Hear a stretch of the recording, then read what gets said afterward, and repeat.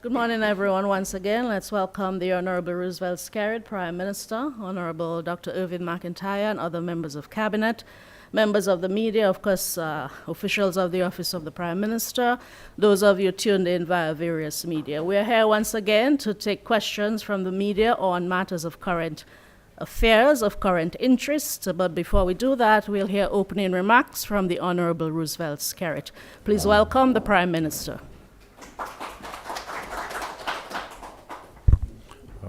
Good morning to my colleagues, and of course, good morning to the press, and greetings.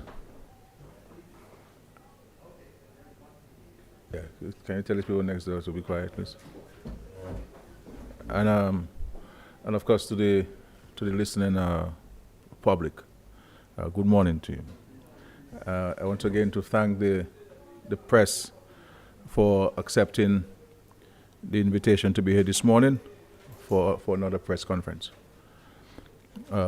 As usual, I am open to your questions on any issues that you may wish to address.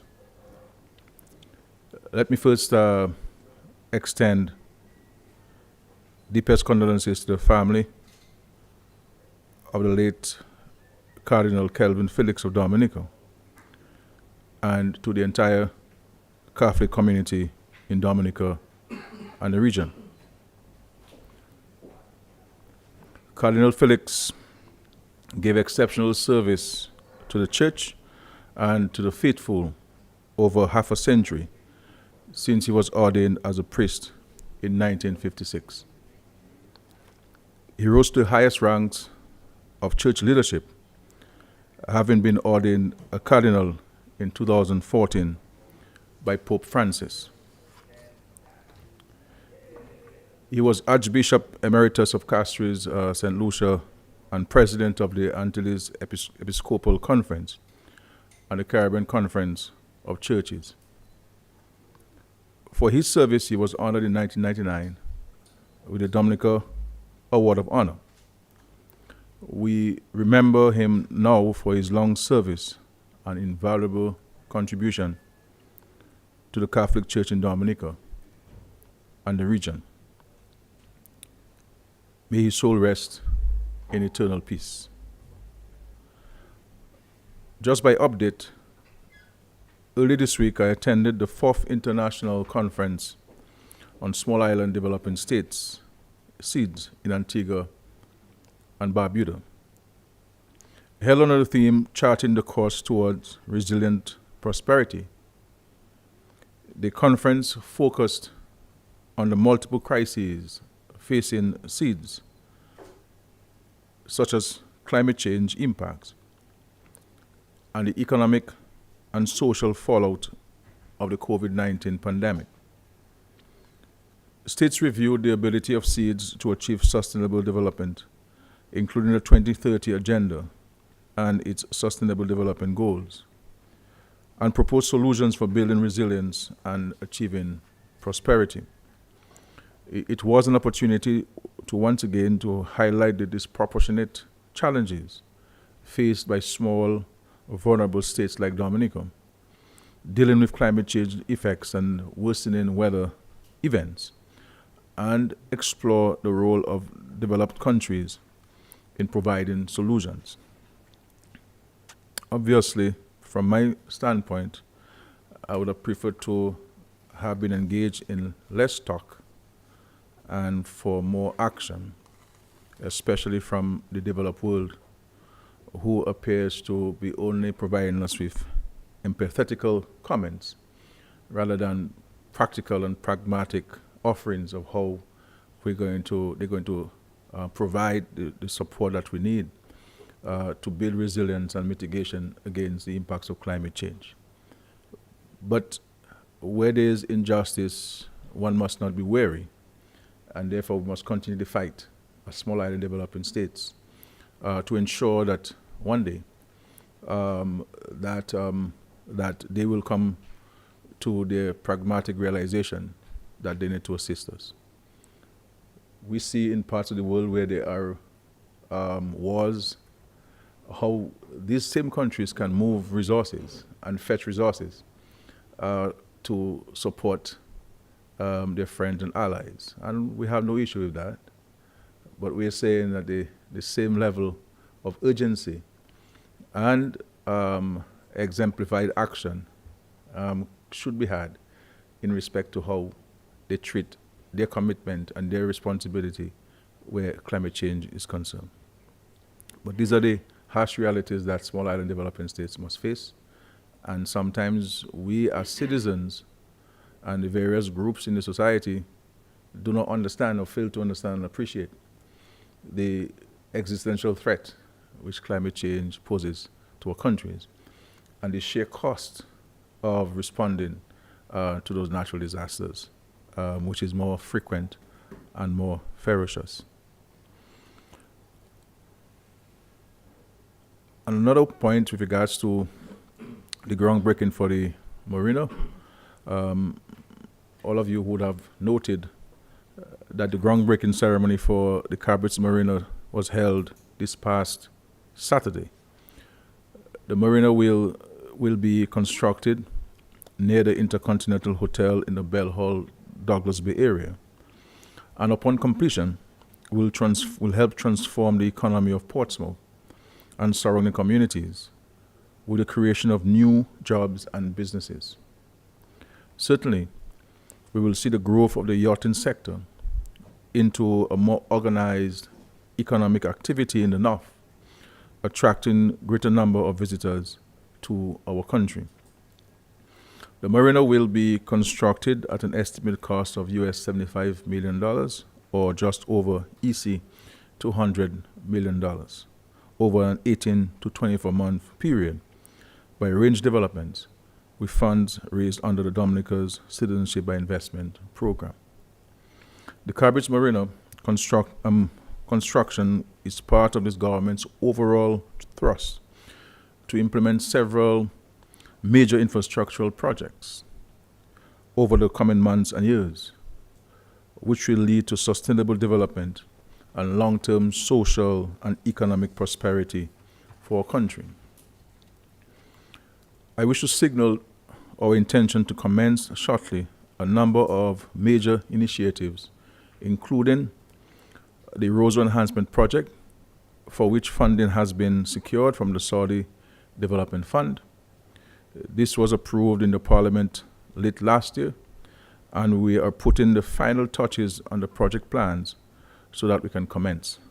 As a matter of fact, this project is expected to go to tender in the coming weeks.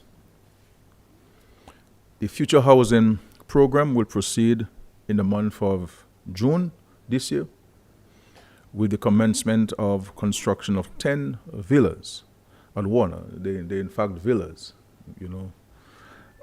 This program is geared at young professionals and young people in general who wish to invest in a tangible asset to secure their own futures and as a way of building generational wealth.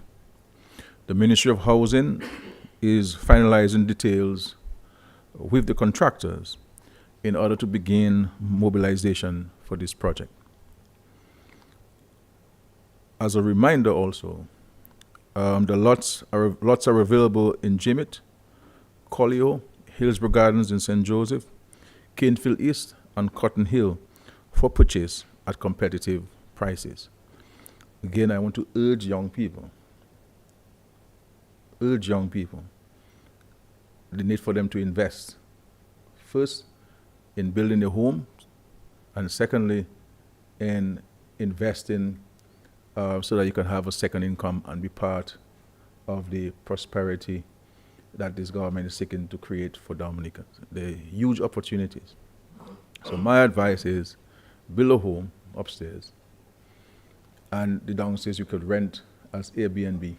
So instead of building 4 bedrooms for yourself, you can do 2 for yourself and 2 to rent out. And you will still have a 4-bedroom house, but it will be bringing you money, additional revenues. The credit union has indicated, the National Credit Union has indicated that this is the most money it has made since its existence. And its profitability is high. And it has monies to lend to prospective local investors. Likewise, the National Bank, as the International Monetary Fund and the Central Bank would indicate, they are liquid, meaning they have money, and they're prepared to lend those monies for those investments. So let us put ourselves forward and be progressive in our efforts at empowering ourselves and taking advantage. Because what I'm seeing happening in Dominica with regards to the international airport and their major investments, we're seeing a lot of scouting taking place by foreign people, looking for lands and to invest and to build. And we must be part, we have to ensure that we are part of that, of that prosperity in Dominica.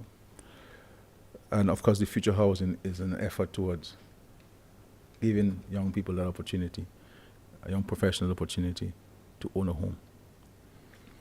We're also working towards the start of a new modern cargo port, which will be located at Canefield, down at the industrial site area, and a new cruise village at the Woodbridge Bay. Further details on these important projects will be provided in due course.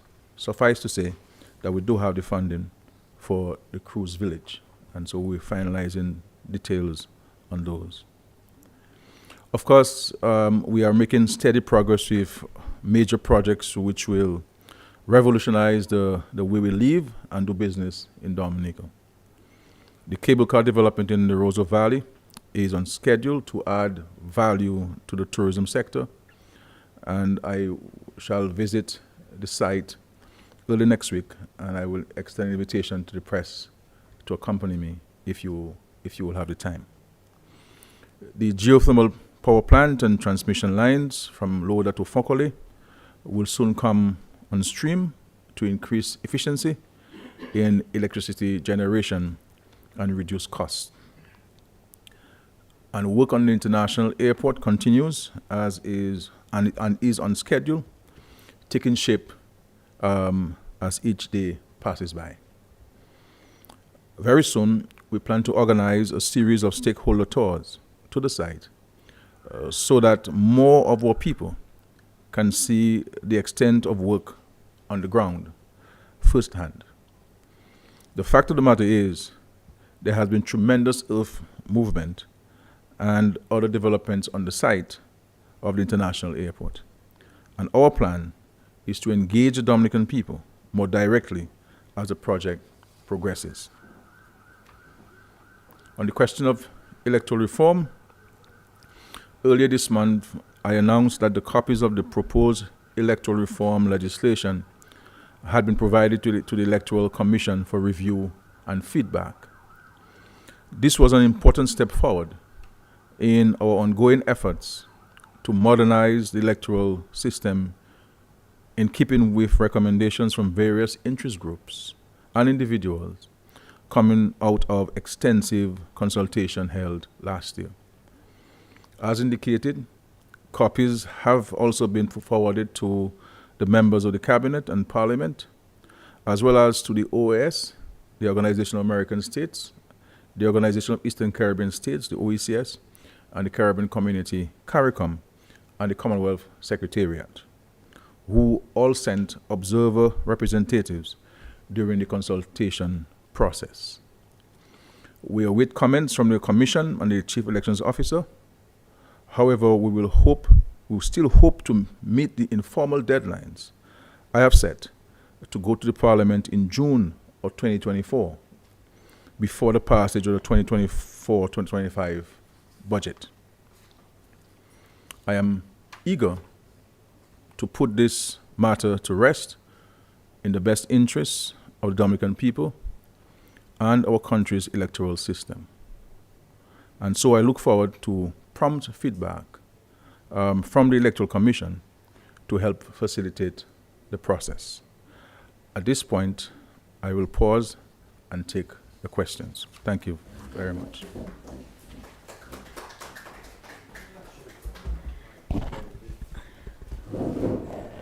Thanks to the Honorable Prime Minister, and just to note that the draft electoral reform legislation is now available on the Government of Dominica website at dominica.gov.dm/notices. So Those of you listening, viewing, who wish to view the draft legislation, you can access it at dominica.gov.dm. We'll now take your questions. Carlisle? Thank you very much.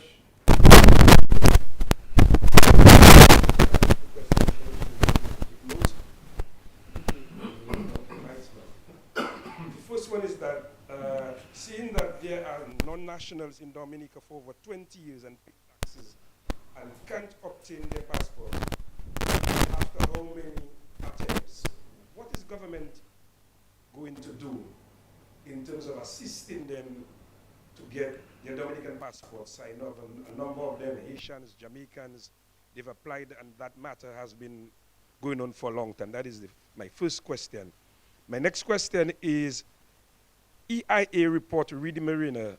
We've not heard much about that, and people are asking that, yes, there has been groundbreaking, but what about the EIA report? Was there one?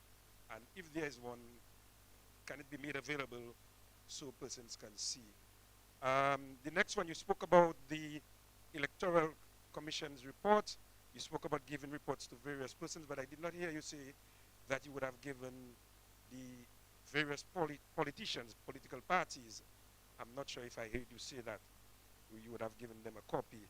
And my third one is we have a serious parking issue in Roseau. And people are parking all how, anyhow, and putting signs. What is government's intention as it relates to assisting in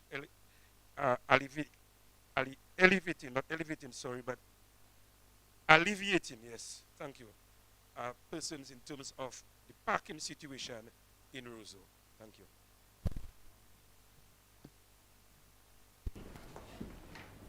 Okay, thank you. In respect to your first question about non-nationals who have applied, now, for you to apply for Dominican passport, you first have to become a citizen.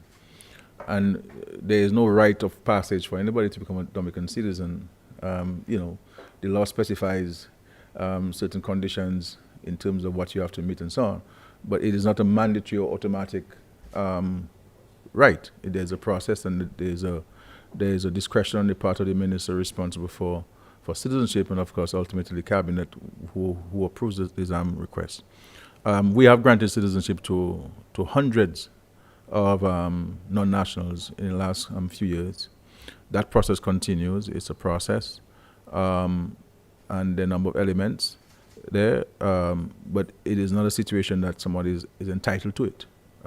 It's a process, and the process of due diligence, and sometimes people apply for citizenship, but they would have left the country. And if you apply and you're no longer resident in Dominica, then we cannot proceed with your application. You have to be resident in Dominica. And so it's not automatic, but I can say to you that we have granted citizenship to hundreds of non-nationals. We facilitated people from Europe, Americans, Canadians, persons from Africa, Haiti, several other Caribbean countries. We facilitate them. I say they come to cabinet on an ongoing basis. I understand that there can be delays in the application process.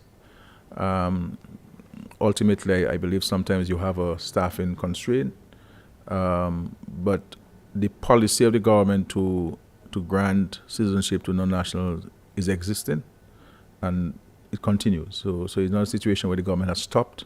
There may be people, a few in between, whose application may have been there for a very long time. And sometimes even when they come to cabinet, we say, well, why is this for so long, so many years, but we continue to provide provide citizenship approve citizenship to several non-Dominicans and so on. But I think maybe we need to put a better mechanism in place where people can follow up. That's part of the challenge within the government system. That we need to enhance the relationship with the public in terms of being able to call someone in the public. We don't in the public service, we don't call people, and we need to work on this. And and so people can know, well, this is the number to call, and I can follow up and follow through. So I think maybe that's where the issue is, and not necessarily in the government's overall policy of granting citizenship. With regards to the Marina, that's what say to us. I read the comments of the Dominican Republic, and because I have a duty and obligation to do so. It is not the first time we were tempted to build a marina in that same location. As a matter of fact, we would have even signed MOUs with a couple companies, and studies were done. As a matter of fact, when we did the hotel there for the Intercontinental Hotel, a complete EIA was done for the entire swamp area, not only for where the hotel itself located. And this was done, I believe, by some local Dominicans and some foreign people. And as I understand it, that EIA still stands because the circumstance has not changed in any way in that vicinity, and an EIA has a particular shelf life, as I've been advised.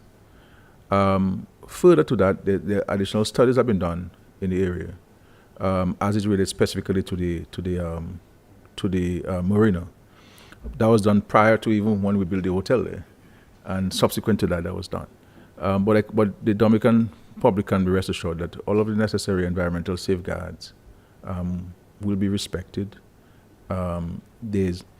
There's no government and there's no prime minister in this country that has shown the greatest regard for the environment than myself and this government, and in defense and in terms of the conservation and the preservation of the environment. So all of these things will be taken into consideration, and of course they can be made public, and people can scrutinize them if they so desire. But what we have to accept, though, is that sometimes people raise those issues as an effort to throw cold water over an ambitious project, a project that will help enhance the economic opportunities for Dominicans, that will help transform the town of Portsmouth and all the surrounding communities and indeed the entire country. And we have to guard against attempts by some to seek to take away bread from the mouths of Dominicans when they can't even give them a biscuit. The reality is, all of us in Dominica have been speaking about, and the majority of us have been talking about a marina, and we always asking the government, when are you going to build a marina? Now that the government is building a marina, then we're telling people, oh, you know what? People in Lagon and Portsmouth are not going to have access to the marina, only the guests at the hotel, and so forth. Complete nonsense. Same thing with the airport. You say, well, when are we going to have night landing in Dominica? We gave you night landing. And one night landing planes started, first of all, you say the planes will never land in Dominica when we did the night landing. Planes started landing in Dominica at all times of night and day. And then they started talking about when are you going to build the international airport? Now we build the international airport, they're saying, well, it won't finish. Or the runway is too long. Why 2,850 meters? Why not 2,005? Or couldn't you blast the mountain at Douglas Charles or go to the sea and extend the airport? And those things, instead of we engaging ourselves in Dominica, and to see how we can position ourselves as Dominicans to take advantage of the opportunities that this will create. We cannot sit on our heads in Dominica and let these projects come to completion, and then when it's completed, we're trying to see how we can take advantage. We have to start planning now as individuals and see how we can find a niche and position ourselves to take advantage of the opportunities that the international airport and the marina are gonna bring to Dominica. So rest assured, on all of the environmental safeguards and concerns will be dealt with. But also say that comprehensive studies have been done in the swamp area for many years by this government, and this will be no different from what we have done in other areas, including the international airport site. The issue of electoral reform and copies to various organizations. I am mandated or the government is mandated on the Constitution to send the bills to the Electoral Commission and the Chief Elections Officer. we have fulfilled that constitutional mandate in Section 51 of the Constitution. We're not mandated to give anybody else copies, except when we go to Parliament and the bills are circulated to members of Parliament. What we have done out of further courtesy is to send the draft bills to each member of Parliament in an informal manner. That is to say, that is not coming from the Speaker or the Clerk of the House, has been on the other paper, so that they have an opportunity to read it. And what we will do is that we'll afford them an opportunity for us all to meet as members of Parliament, including the Speaker of the House, to go for the bills, and so they could share with us what concerns they have. We expect each member of Parliament who is a constitutional figure would engage those whom he or she are representing and share the views and aspirations of those whom he or she is representing, and hope that they can be reflected in the bills and eventually enacted into law. We have taken the liberty of posting it on government website, and persons, all entities, whether the church or the trade unions or the farmers groups or political parties, can go out there and read it for themselves, access it for themselves, and if they have comments, then they can send comments to us. But we have to accept, and let me make it very clear to Dominica, that this long drawn-out consultation is over. I'm not going back to any public consultation. The next consultation I'm having is in Parliament on this matter. There are people who in this country who say they want electoral reform or they do not want it. And they will want to drag it on, and hoping that the next election will come by and there will be no electoral reform, and they'll say, oh, no electoral reform. Parliament, the country has elected 21 people to represent them in Parliament. And that is where it is now. And so we wait for comments from the Electoral Commission. Comments. We are free, the Parliament will be free to accept or not accept the comments of the Electoral Commission. But we're not mandated to, as far as the Constitution is concerned, to accept. I have seen comments about people talking about, well, the government did not, the changes to the Electoral Commission did not find favor with the government. We've always said through the consultation, very clearly, that the issues which people have raised about electoral reform do not require us to go to amend the Constitution to effect those. And constitutional reform will have a different timing, a different complexion, and a different engagement.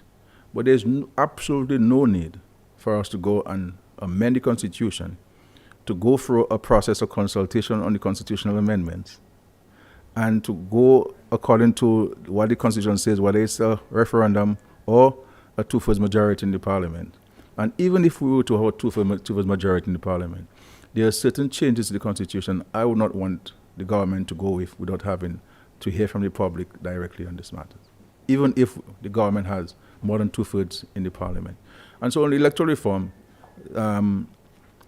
anybody can go on the website, read, and you have comments, send to me directly, or to the General, and we will take note of those comments and so on. But to go and sit down in a room and a hall and Parish Hall and State House and Portsmouth, and so on, we had enough of that. We had enough of that. We have other things too. We have other fishes to fry. But that one is in the hot oil already, so we have to move on to it. I hope my response satisfies your question. Next one. Parking issue is a perennial issue raised by the public. But my only issue with those, some people who raise an issue with parking, the only time people raise, or some people, I don't say everybody, because there are some people who have genuine concern about parking, is that when they're inconvenienced. So I was looking for parking, I can't get parking, but too much vehicles in Rosa. You know what I'm saying? We have to, each of us must play our part in finding a solution to parking. Now, we have a proposal. I believe the government may need to go back to the proposal of putting a bus terminal across the river adjacent to the apartments, Riverside Apartments. We had a comprehensive plan from Public Works at the time, and we engaged the bus drivers in consultation, and many people do not want that. So you have to address the issue of all of those buses coming into town, and you have so many bus stops, and then every business in Dominica, small and big, wants a no parking.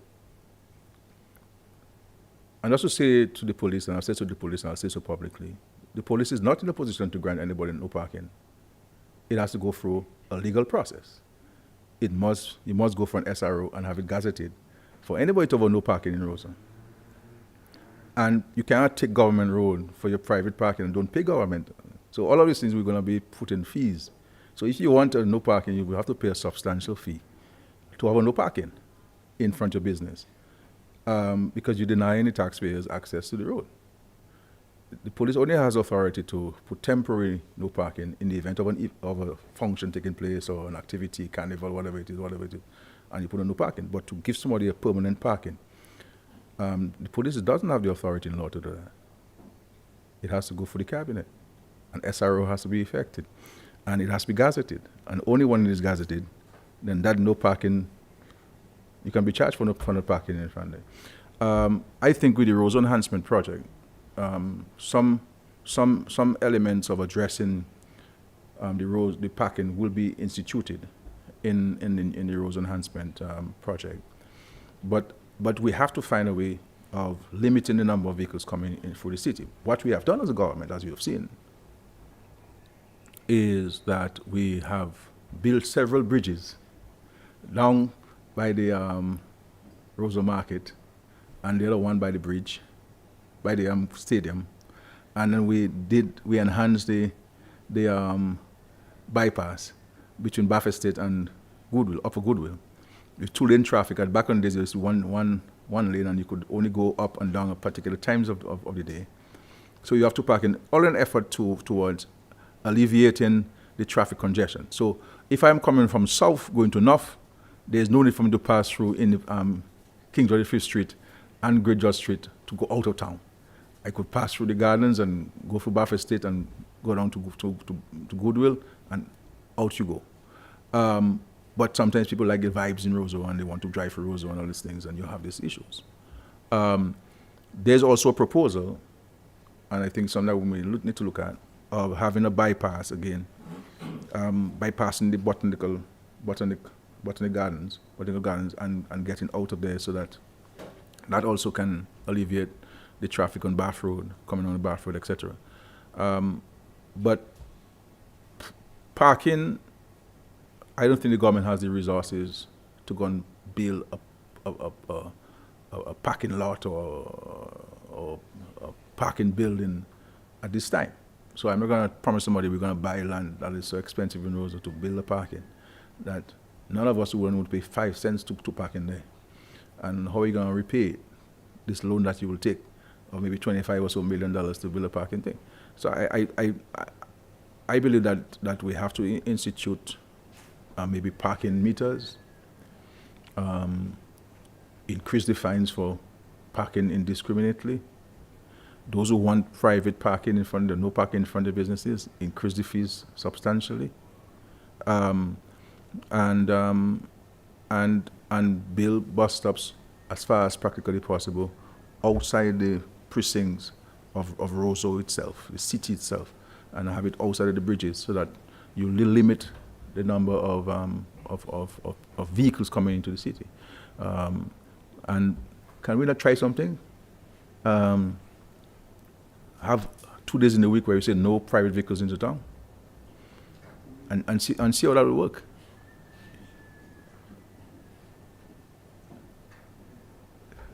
Let's say no parking in town on a Friday. Let's try it. No private vehicles. And 95% of the problem solved. And it will enhance our health because we're walking. Something we don't do much in Dominic exercise. So sorry for the long response to this, but it is something that preoccupies the mind of the government. This is what we have done in terms of access into and out of Roseau. And I think for the Roseau Enhancement Project, I think we will further enhance our efforts towards addressing this. But there must be some regulations that you put in place. There must be some conditionality that you put in place in terms of the thoroughfare through the city and so on. And so there is a mixture of things. I don't think building a parking, whatever you call it, is going to solve the problem. Because the reality is we do not have a culture of parking in paid areas. Back in the days, even when I'm going, back in when you had the Windsor Park and you saw a fete at the Windsor Park or Carnival City, even if it was free, Dominicans used to scale the walls. Because there was a culture of stowing. And so even if we have to be frank with ourselves, yes, in America, yes, but there are Caribbean countries that have built parking stations and it have not worked because we don't have the culture of it. And sometimes we want the government to address an issue, but we do not want government to take the actions that are required to address the issues. The fines and the towing away your vehicle, unless you don't pay, you won't get it out, and et cetera, et cetera, et cetera. So you're gonna have to be tough in terms of the vehicle management and traffic management. It's not only moral suasion of building the facilities. The legislation must come and the reorientation of our cultural habits would have to come into effect as well. That's just my humble perspective of things. I might be completely wrong from some people's perspective and completely right on others, and maybe half right and half wrong from some others. But that's my perspective. And it's not an exhaustive approach. I'm just sharing some points in this press conference. Yeah. Prime Minister, good morning to you. Curtis Matthew, BBS Radio. I know you've spoken a lot about electoral reform, but what significant changes do we expect as a public in these new bills that's going to go to Parliament very soon? So can you just tell us at least some of the significant changes that we expect in these reform bills? And as we look ahead to Budget 2024, what can you tell us about government finances? And is it still too early to say it's going to be a tax-free budget 2024? Just want to say first question, budget and finances. In respect to some of the significant changes, and of course, persons are free to go on the website and to peruse the bills that have been posted. One, you're going to have the confirmation process, where each person who is on the voters list must present himself, avail himself to the Electoral Commission to say, yes, I am Curtis Matthew, this is where I'm voting, this is my ID, etc. And so that your necessary biodata, as required by the law, will be taken, and then you will be registered, will be confirmed as being a bona fide voter in Dominica, and your name shall remain on the voters list. So that's one of the fundamental points. The other fundamental point is that you will require an ID. We are calling it in the law a voter ID card, and that is another fundamental point. Another fundamental point is that persons who currently reside out of Dominica and who are on the voters list, you will have to come to Dominica to have yourself confirmed. So we will not be going to the various capitals around the world to allow this to happen. We want to avoid anybody accusing us of using our embassies or a hotel that is owned by a friend of the government. You know how we are in Dominica. So you'll have to avail yourself in Dominica. So say somebody who is living in the United Kingdom and who wants to remain on the voters list, he or she would have to travel to Dominica to have his name confirmed or her name confirmed on the voters list. So we won't come to London or to Manchester to have you confirmed. That will be done in Dominica. And there are some others that obviously, if you read the bill, but there's some of the fundamental points in there, and there's several other pieces there that would certainly enhance the transparency and the modernization of the electoral process so that the quote-unquote bloated list can be dealt with and dispensed with, et cetera, et cetera, et cetera. So I'm speaking sincerely in an objective manner. I don't believe that better can be done in respect to addressing the issues that Dominicans have raised over time in respect to what they want to see change in Dominic. What we have to guard against is a constant shifting of the goalposts and keep adding things after you see what is included. Say, well, what about this? What about that? Because we have gone ahead and we've included so many things that were not necessarily part of the original discussion, and that's fine. But this thing must be done with good intentions. You understand? And so we believe that in the first round that these things can address the concerns, and let's move forward. Move forward. The budget, obviously work has started on the preparation. The government finances are not bad. What the challenge the government has is that the cost of running the country has increased, like that's done for businesses and households, because the government is the largest consumer of goods and services. So if the price of item A was $5 last year and it has increased to $8, government also pays that $8, because government also pays VAT as well.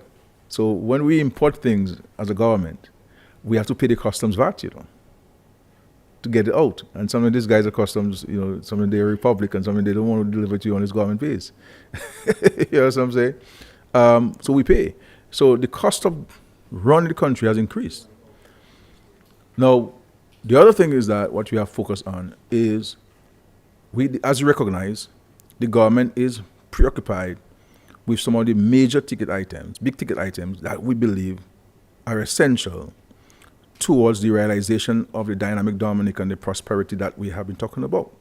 So the airport, the extension of the runway, for example, which cost us over $30 million. The various pieces of infrastructure that we're putting now in place.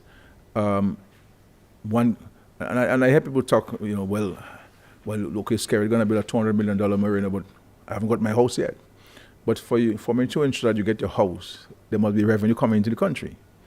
And for the kind of revenue that we need to sustain these investments, you're going to need to have those kinds of investments in the country to bring those kinds of revenues that you need. Because the reality is, yes, we may increase the cost of applications for this or that service from the government, but that is just to cover a fraction of what it costs the government to provide the public service. Yeah, you see what I'm saying? But that will not give you any significant revenue to sustain the social safety net, which are crucial. And I hear people say, well, if Skerrit had stopped the SUK or Skerrit had stopped the NEP or Skerrit had stopped this, we would have had money to build the marine already, or we had money to do this.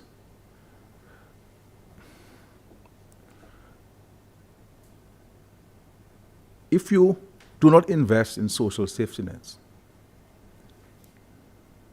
and you let people descend into poverty, it's going to take you a generation to cure that problem. People are going to get themselves involved in all sorts of activities. The young boy's family can't fend for him. He has to go and fend for his parents. And ostensibly, most times, he gets himself in illegal activities.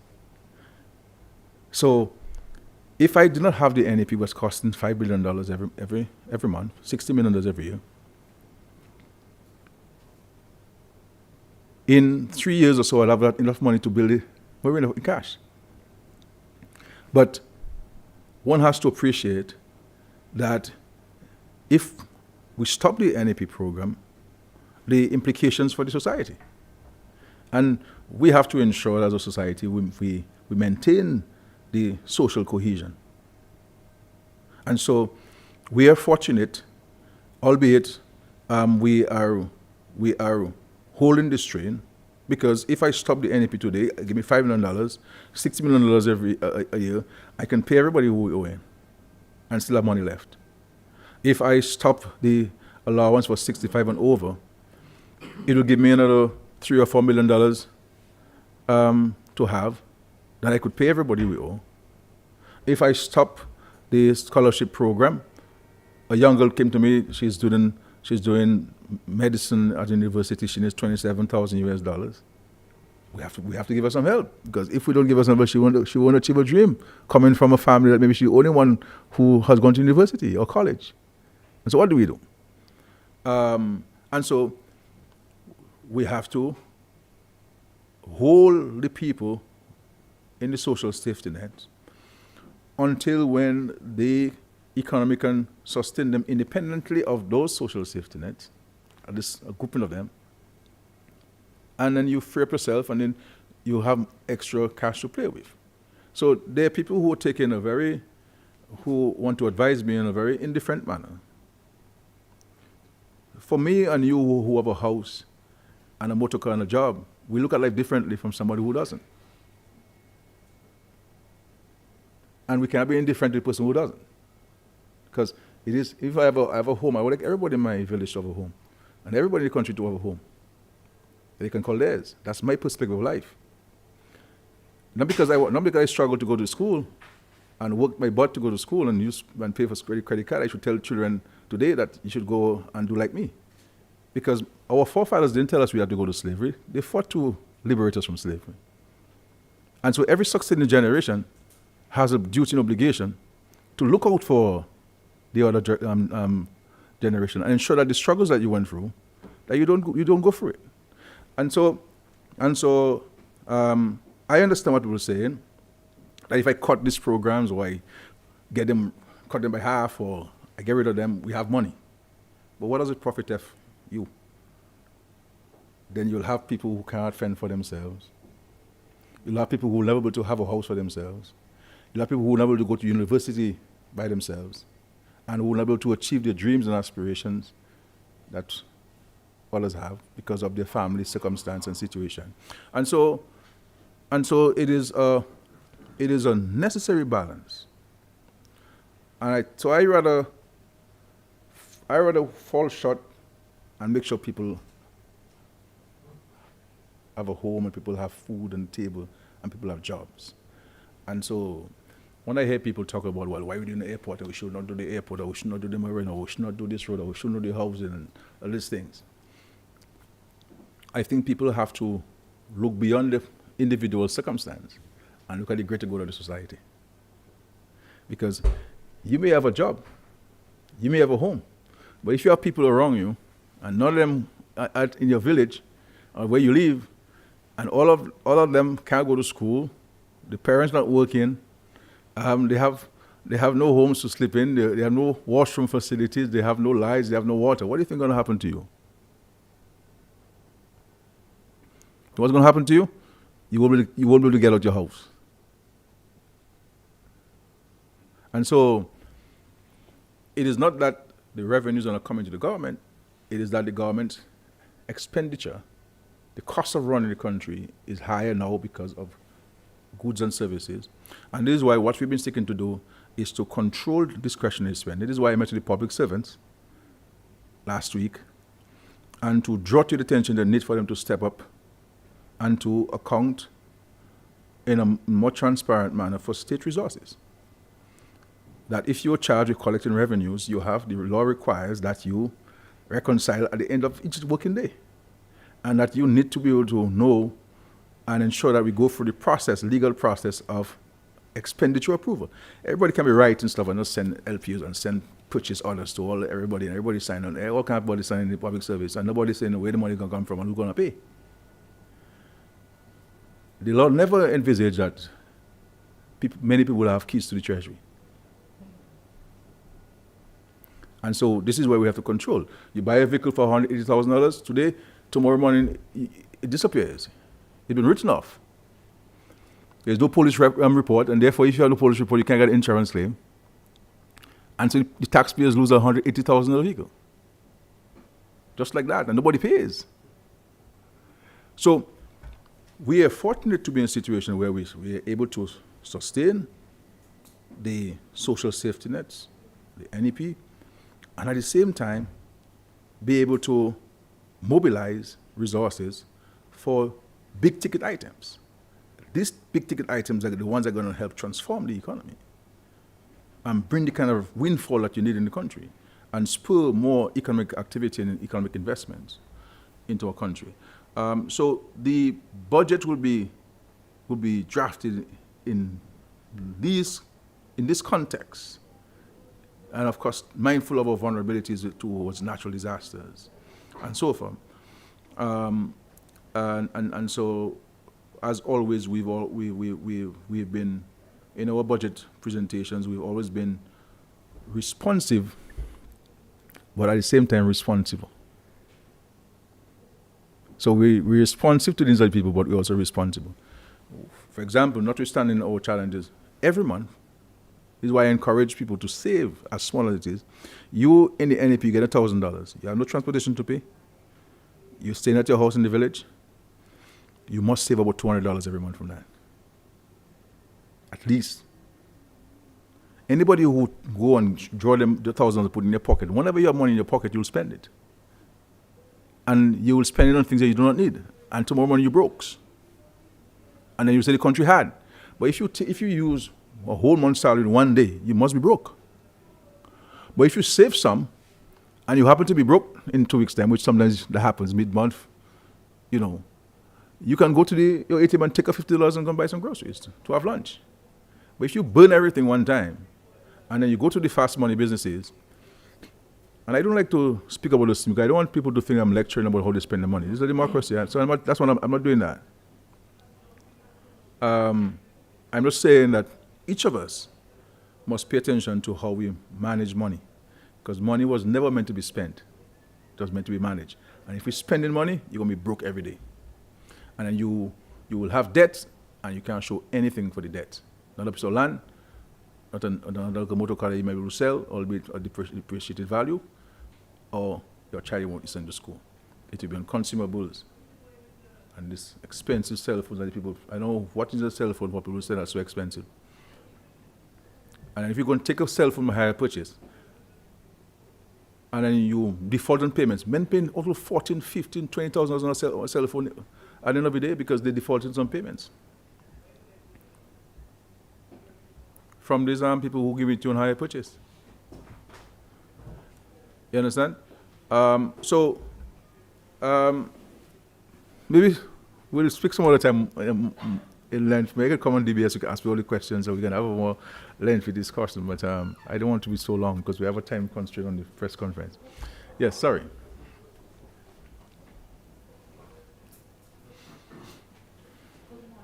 Morning. Question is relating to the 2024 hurricane season. We know that government has been continuously working on building resilience in all the sectors around the country. So how prepared do you think from a government standpoint are we ready for this season? The country can be,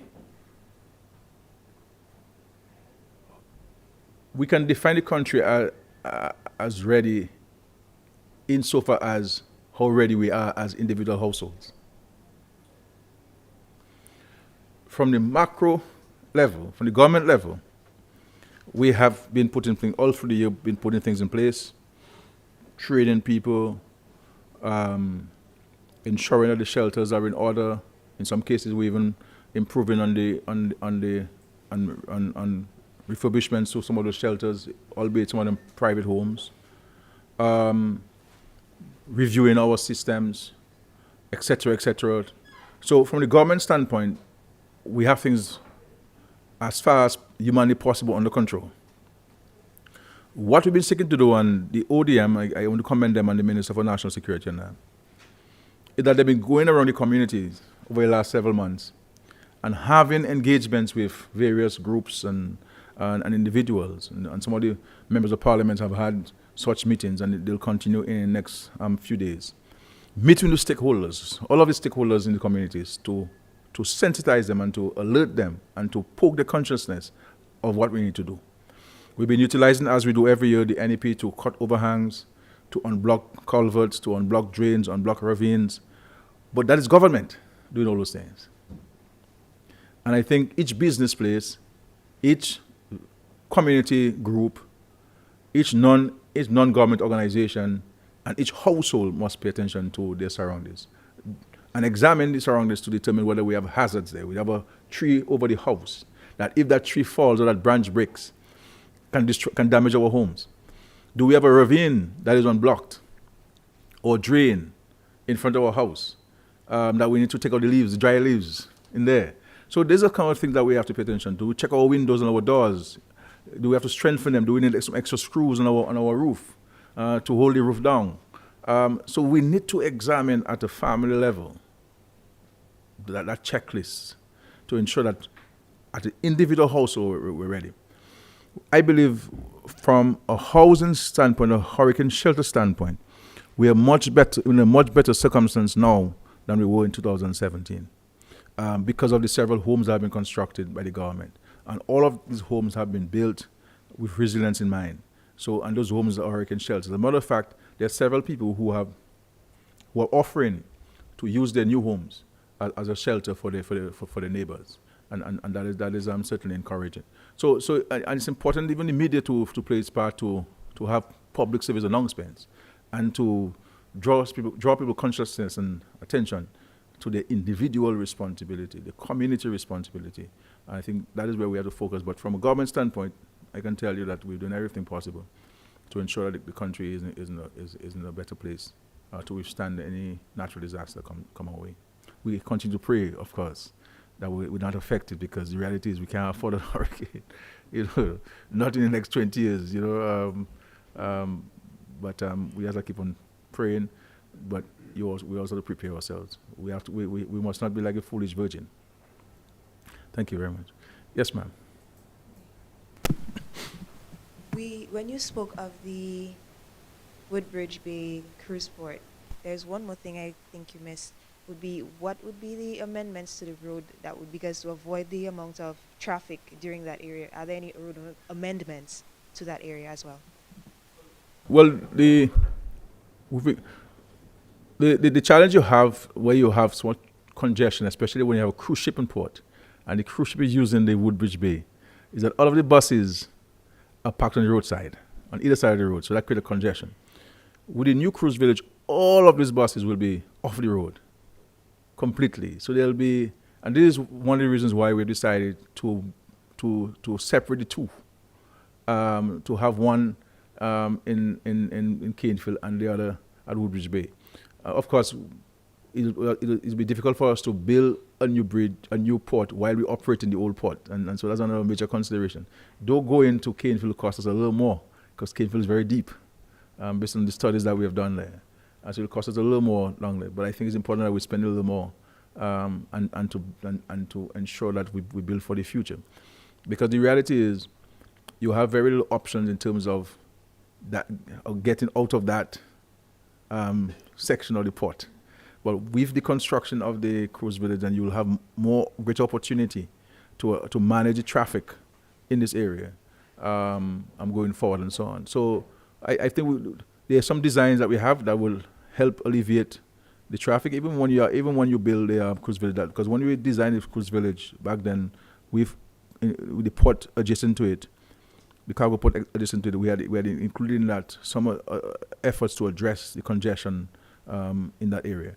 But with removing the cargo port from Woodbridge Bay and having everything, so everybody who will have a part to play on cruise and cruise dispatches will be off the main road completely, 100% of the main road. Every single thing, all of the shops, all of the bars, all of the parking bays, all of the everything, customs, immigration, everything will be completely off the road, and give us an opportunity now to address some parking. There will be reclaiming some land to the south as well, and this will help us in smoothing out that area by Joseph and Gabriel and between Joseph and Gabriel and the parking lot at the port. So there's some opportunities there we'll be able to address the congestion in that area then. Okay, and that's part of the consideration. Thank you very much. I'm hearing that the time is almost up.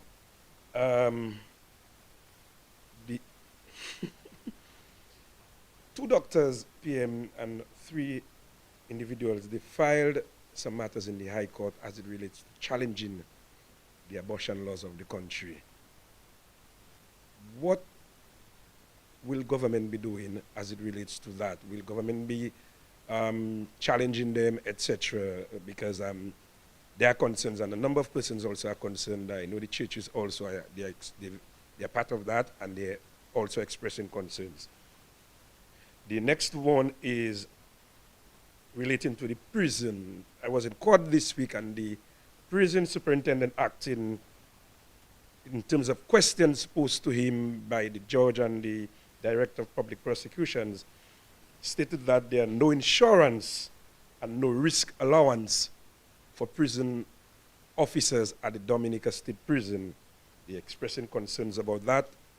Is the government going to do something about that? And the mentally ill patients, there are 52 mentally ill patients are being now housed at the Dominica State Prison. What will government be doing as it relates to that? I know in Antigua and Barbuda, that was a concern for the courts, and they've since taken action to deal with that. And we know that the prison officers did not trained to deal with those persons. 52 mentally ill patients at the state prison indeed is a lot. With regards to your first question about the challenge to the abortion laws, the Attorney General himself is looking at that. He's given me a preliminary report on this, and this will go to the cabinet at some point. Obviously, we'll engage the stakeholders, the churches and others on this matter, and to look at the government's defense, or response rather, to the challenge. But certainly, the government will look at responding to the challenge. But that's a matter for the Attorney General to put in place as the government's principal legal advisor. Okay. Regards to the prison officers not having insurance or risk allowance, I'm hoping that the superintendent would have also informed the courts. I'm not sure when it happened that they met with me, along with the Minister of National Security, and I have given the ministry the instructions to proceed with examining the provision of insurance and looking at this risk allowance that they're talking about. So that is in training have been looked at. And we're hoping that we can find some common ground on this in sooner rather than later. But we do take note of the concerns of the prison officers and in respect to these two issues they have at the prison. The issue of the mentally ill patients, obviously, that is a quagmire in which many countries develop or undeveloped find themselves in, where you may have people who have committed a major crime and who are found guilty, but who may have developed while they're in prison or prior to they going some mental illness. And because you do not have specific facilities for them, say a prison for mentally ill patients, or want a better term, then you find them being housed in a special facility, special space at the existing prison. The reality is, all of these prisons in the Caribbean, we've inherited from colonial days, and we've tried to add and improve on these facilities every so often. So there has been a tangible improvement in the housing accommodation of the prisoners over time. But obviously, you will still have sections that were inherited many years ago and still in use. And I think that these are things that we've been talking about, and this is why we've been trying to improve on the facilities gradually, and to ensure that people are kept in a comfortable, not at their homes, but not in an inhumane circumstance or environment, that they're not wetting or et cetera, et cetera. So we're mindful of that, and we've been working with some external partners. The British have been helpful with some support in that. But we continue to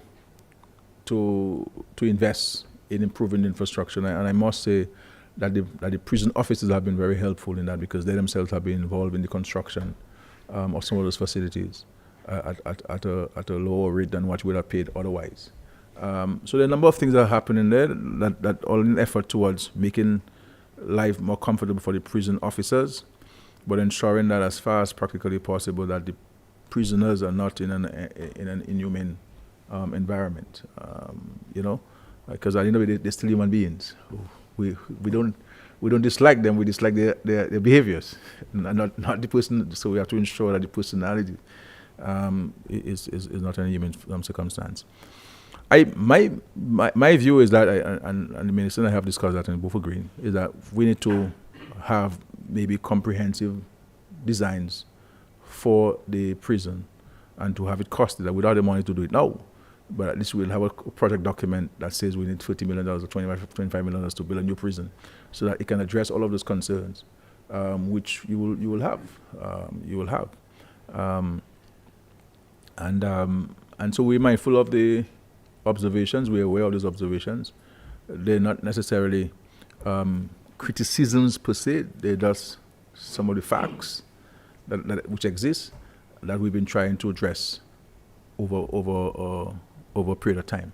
But I would say that the prison environment, physical environment, is certainly better now than it was 10 years ago, and it will certainly continue to improve. But I agree entirely that we have to find a solution.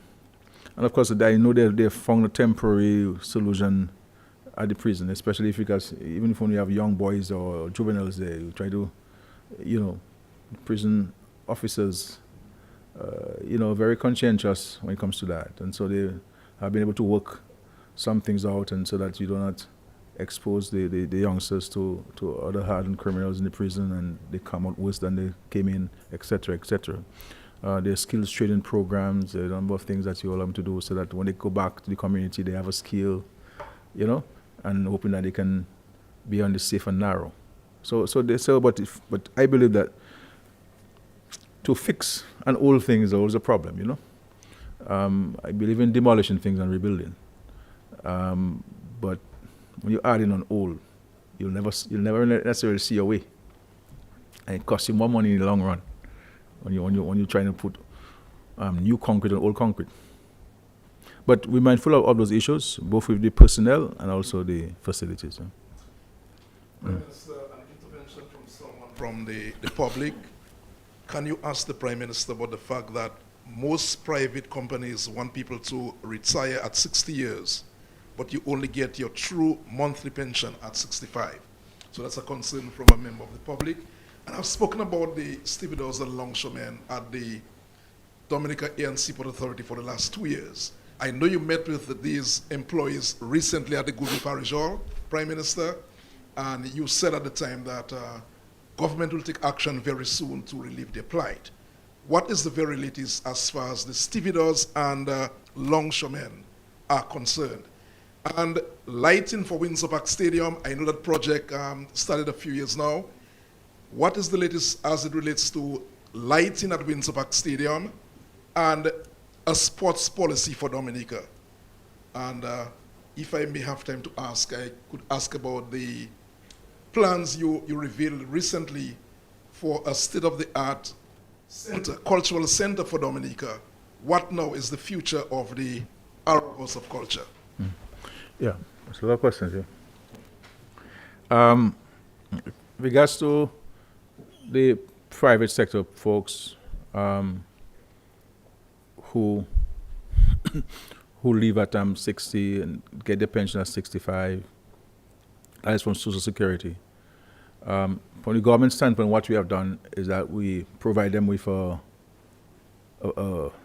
opportunity to receive something from the government until they get to Social Security. So we have had this bridge between their retirement and Social Security, and I believe that that this is something that the private sector people will need to look at, a bridge between their retirement and 65. No, I believe that the bigger question I think we need to ask ourselves in Dominica is whether we should not cut to the chase and take the age of retirement to 65.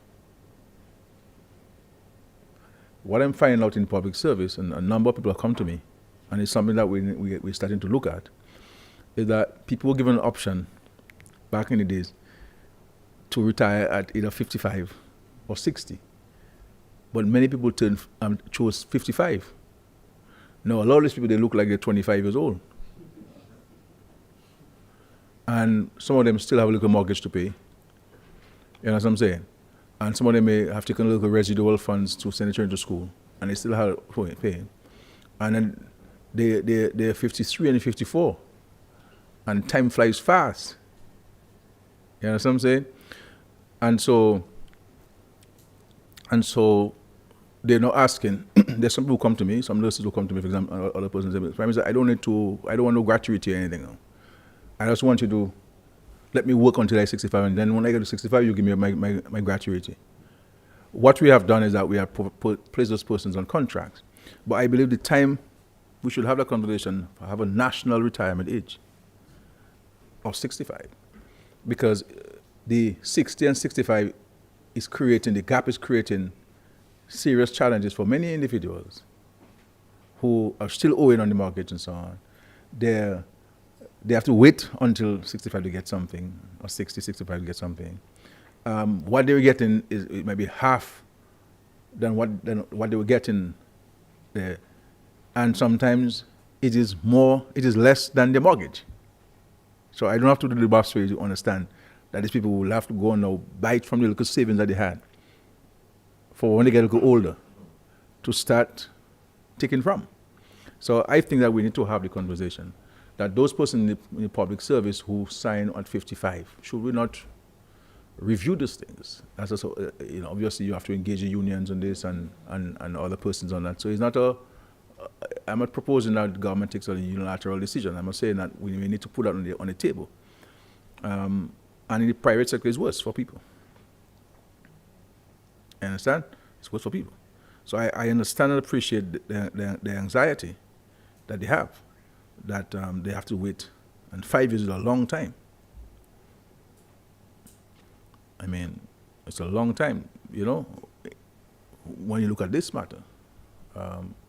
To have your wages cut or to wait for it, and by the time you get it, it's a fraction of what you were getting, and you have the mortgage, you save a little money when you're working, you have to use that now to augment the payments that you're making, the difference that you're making, to pay your mortgage. So I believe the bigger question is, should we not consider our national retirement age of 65? That's just it's a discussion that I believe the country needs to have. These are the kind of conversation we need to have. There. Some concerns for the young people who expect to take this position. I don't think so. I don't necessarily think so, because the demand for human resources is growing, because the economy is expanding. As a matter of fact, I made some statement some years ago, and I think it may have been dealt with in one of the budget addresses, that as currently on the laws, for a public servant to get a second job or to work otherwise, he or she will need to get the approval of his employer, that is to say, the government. I believe we should get rid of that law completely, and let people go and work at night time and do your accounts for the hotel, and bring your $3,000 at night. Go and invest in something else and bring an additional income to yourself, so that when you get your sunset years, you have something else to rely on. Because we have unemployment, when people say unemployment in Dominica, we can't get people to work. You speak to any of the private sector employers, they can't get people to work. We have a problem. You understand? And this is why the major preoccupation of the government now is ensuring that we're going to start sending people to get ready for the airport management and maintenance and all those things. Now we work in the foreign governments, foreign friends, who are prepared to accept some of our students or young people to train them for us. And so people will go to work on the Beijing International Airport and the airport in Dubai, and so understand its operations. And so we're talking to friends to help train people in practical skills and all of the areas that we need for the airport. So it will not have any negative impact on the younger people, because the demand is growing. You understand? So it's a conversation we have, look at the pros and the cons, and arrive at a consensus. But I believe it's important that we have a conversation. That is from a respectful standpoint. And the issue of lighting at the stadium, I think the ministry is in touch with the contractors on that, and I think it's a matter for them to finalize the negotiations and to advise the Ministry of Finance on this. So I think it's the Ministry of Sports hands to do it, but they have the clearance of the cabinet, myself, to finalize the negotiations on that, so that we institute those lights. We have an offer to host. Is the CPL here, right? CPL here, and we're looking at this favorably, and so on. So we need to ensure that we have the opportunity to host night matches here, to host the CPL tournament here in Dominica. We're speaking to the organizers of that. The sports policy, we do have a draft sports policy that was reviewed by a committee led by Mr. Rupert Sorrento, and they've done some fantastic work. What we have sought to do in the cabinet on advice of the Ministry of Sport is to appoint the Sports Council. But we rely on the 1976 Act. Though one of the mandates of the Sports Council, what we're appointing, is to review new legislation. So we have mandated the Attorney General's office to start the drafting of new legislation on this.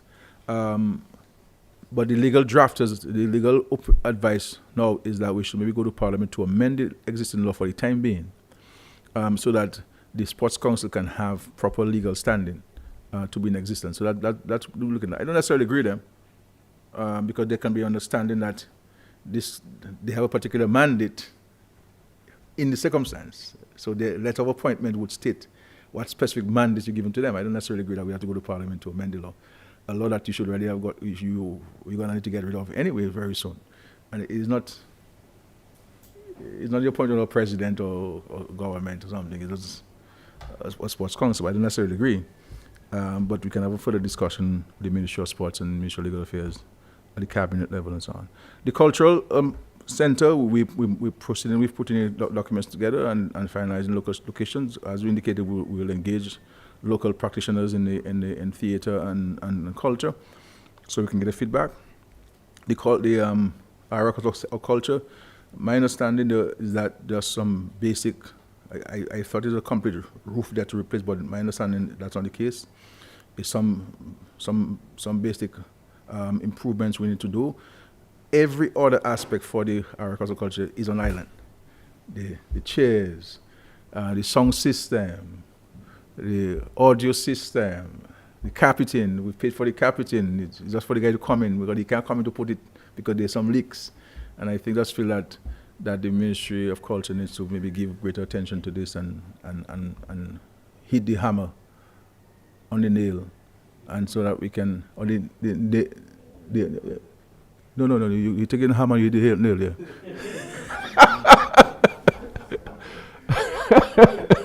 All right, so I think that's what we need to do, and so that the agriculture can be in use while we work on the longer vision of constructing a modern, built for purpose, cultural center. Yeah, that's it for me. Well, look, questions today. You guys were waiting for me there. But I want to thank you for your questions and your sincere questions. I do hope that I was able to respond to you. Oh, you wanted to ask?